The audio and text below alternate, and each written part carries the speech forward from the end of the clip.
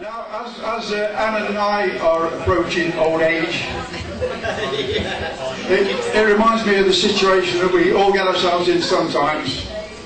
Scientists have discovered that there's a link between making love in old age and the planets.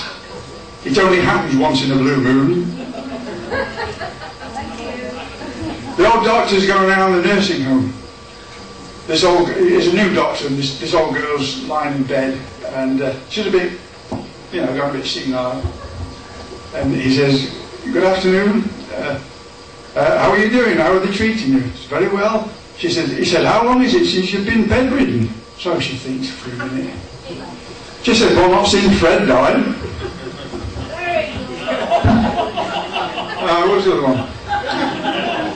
Oh yeah, in bed the other night, and she said, "Legend, you used to hold my hand."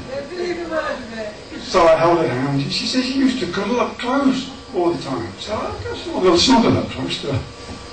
And then she says, "One time," she says, "you used to bite my neck."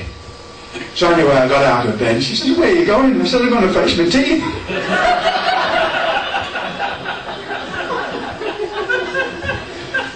Is that it?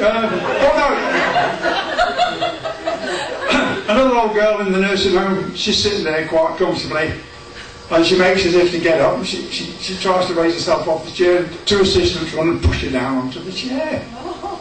So she tries to get up again, and they come and push her down again. Anyway, this afternoon, her son and daughter pay her a visit. They said, "How are you treating your mum?" She said, "Fine," she says, "but they don't let you fart."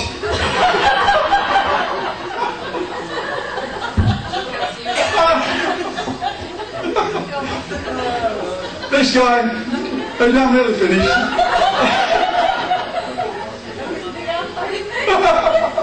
This guy buys a parrot, and this parrot's yakking away all day, singing away and whistling and shouting, and this guy gets fed up with his damn parrot, so he sticks it in the freezer to cool off.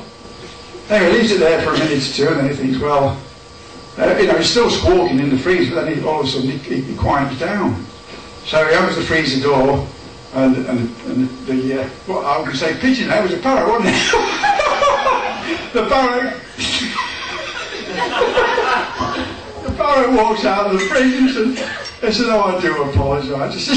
He said, "I was behaving badly." He said, "I do apologise, I'm going to behave myself in the future." Oh, he says, "And by the way," he says, "I've got a question." He says, "What did that chicken do?"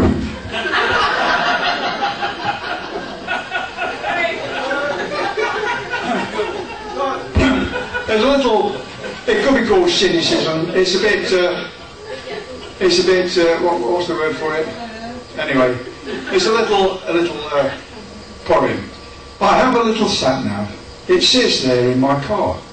A sat-nav is a driver's friend. It tells you where you are. I have a little sat-nav. I've had it all my life. It does more than the normal one. My sat-nav is my wife." Sorry, it gives me full instructions on exactly how to drive. It's 30 miles an hour, it says. You're doing 35. It tells me when to stop and start, and when to use the brake.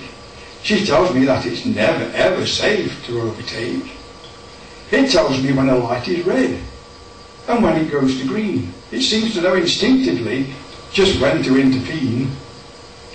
It lists the vehicles just in front. It lists those in the rear. Taking this account, it specifies my gear. I'm sure no other driver has so helpful a device, for when we leave and lock the car, it still gives its advice. It fills me up with counselling. Each journey's pretty fraught. So why don't I exchange it and get a quieter sort?